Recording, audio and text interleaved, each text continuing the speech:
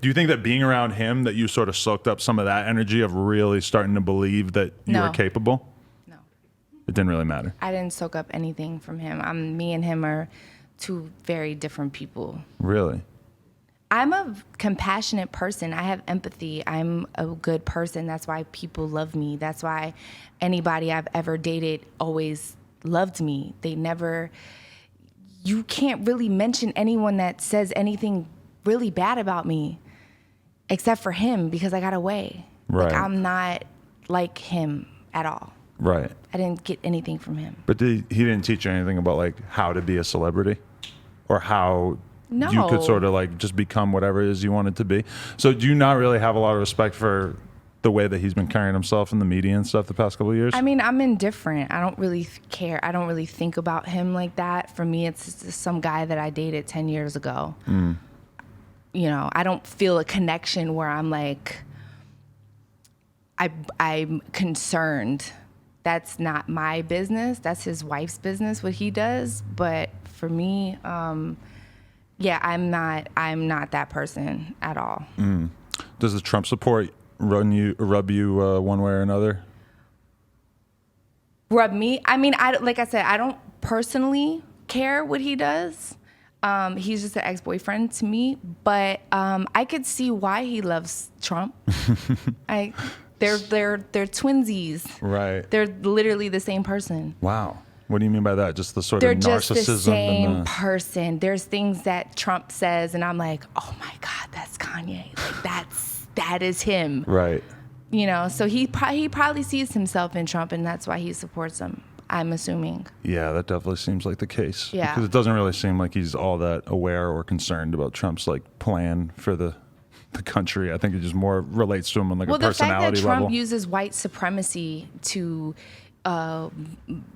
fucking get what he has to say across to people is, I don't know. As a person of color, it bothers me. Right. But I don't know. To each his own. Definitely. Yeah, I mean, I guess that is true that we haven't really seen anybody really have anything all that negative to say about you. So like in a public situation, like obviously there's always going to be people hating and stuff, but in terms of people that you've been really involved with. So when he's had negative things to say about you in the past, does that really kind of stand out to you as like, oh wow, like that's an example of somebody who's has negative things to say about me that might be disconnected from the average person who deals with me's reality? Let me ask you a question. Sure. You're famous for 10 years. Mm-hmm. You date a whole bunch of girls. Everyone has nice things to say about you, but one person Right. that obviously has a problem with everybody has something negative to say about you. I mean, I don't know. You can like do the math at that point. Like it's just, I don't know. And even at that time, it came off as slut-shamey.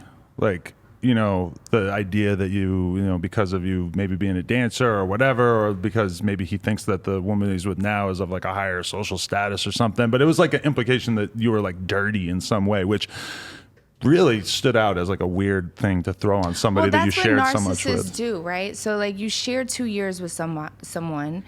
You take them around the world, you buy them all the jewelry, you shout out to the world how much you love them and how much fun you have with this person. And then the person decides that this isn't what they want their life to be. I opted out. I don't want my life to be like that. I'm not that type of person. And I don't know if he says things to make his wife more comfortable. But to slut shame me and say you needed 30 showers, it's like, bro. Right. Took me around the world. Like, since when did you need 30 showers? Like, I could see if it was like, you know, one night thing and you want to slut shame me, okay. But right. It's like you've done a lot for me. You've done a lot for me. You know. But that was ultimately your decision, that you just realized you were never going to be happy or content in that environment? Yeah, it's just not my type of people. Right. It's not I like down to earth, cool people. I like compassionate people. I'm not vindictive. I've been offered book deals to talk about him and just wild shit. I don't want money from stuff like that. That's not good. Not all money is good money. That's not, I don't live my life like that. Right. It's just that wouldn't make me happy to, even if somebody is like picking on me, which he has for 10 years, he has picked on me for 10. He has bullied me for 10 years. So is there more than what we might know of as the public? I mean, I think that if you looked up every time he has bullied me, maybe online, I haven't looked it up. I'm sure a lot of stuff will come up. But I just move on. I'm happy. I have an amazing husband. I have 2 beautiful kids. He just called me a prostitute, like at his what's that, babe? Sunday service? His rally. Okay. His rally. He called me a prostitute, and like 10 years later, just leave me alone. I don't bother you. I don't talk about you. I mean, obviously it comes up in interviews because it's a big part of why I'm famous. So Right. I try to give good interviews by not shying away from that. But at the same time, it's like, bro, just leave me alone. Right. I mean, when you put it like that, it really does seem pretty fucked up.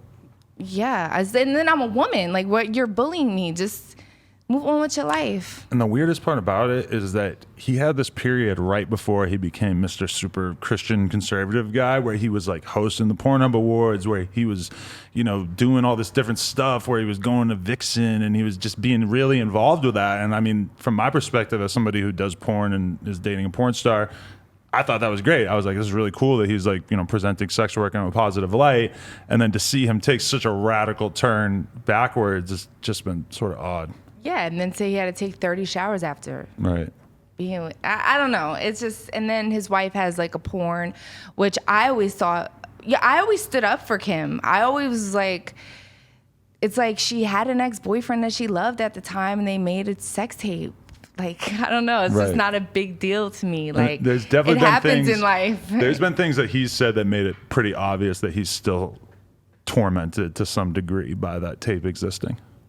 Oh, I don't know. Which I think is crazy. Because to me, like, I think it's amazing that she's famous and that that's a big part of the story. Why? Yeah, it's tight. Because who gives a fuck? Now we've gotten to see her be successful in all these other realms of business and stuff. Like, I mean, whatever your entry point into the game is. People just fucking look into it like it's just such a taboo thing. It's like she was young, she loved somebody, she made a tape, it came out, and she capitalized off of it. Like, if you hate on that, I mean, you can't. Right. What was she supposed to do? Stay normal or I mean, not that she was ever really normal, but like, how could she not want to take advantage of that? Right. Yeah. Exactly. Right.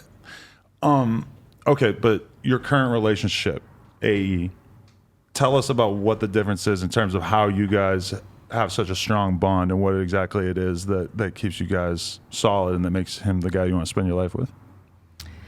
Well, he's from Oakland. Okay. I'm from Philly. And we're both hometown, down home people. Right. We still have those roots where you know, we barbecue with the kids and we're just not, we don't let all this shit get to us. You know what I'm saying? He's, like I said earlier in the interview, he's very, very supportive. He obviously knows what type of interview you conduct, and he's here supporting me. And, you know, I'm willing to answer questions and give you a good interview, you know, and he doesn't care about that shit. Like, he knows that my heart is with him and we love our children, and he treats Sebastian like his own. And that's what initially made me really love him, because yeah, my son fell in love with him.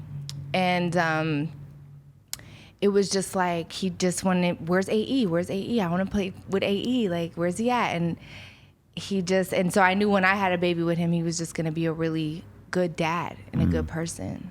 That's amazing. Yeah, Yeah. because Bash is like, I was looking at Instagram, it's like a whole dude all of a sudden. How old is he? He's 7. 7.